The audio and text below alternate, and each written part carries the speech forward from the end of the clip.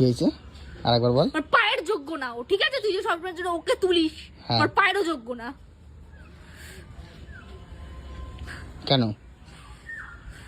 কেন তুই কেন তুলবি সবসময় ওকে? ওর সাথে তো তুলনা করলাম আমি যে ও একটুখানি ভিডিওটা ভালো করছে, ওর মতো হয়নি।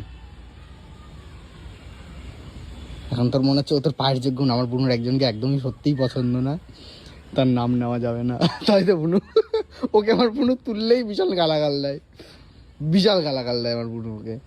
আর ওই যে ওর নাম নিচে ওর সাথে তুলনা করছি বলে দিশা চোখ দিয়ে কান্না করে দিছে। ওর সাথে তুলনা করাই যাবে না, তাই তো? খিস্তি মারতেছিলি ওকে, মার। খিস্তি আমি কবে থেকে মারা বন্ধ করে দিচ্ছি, তুই ভালো করেই জানিস, মিথ্যা বলবি না।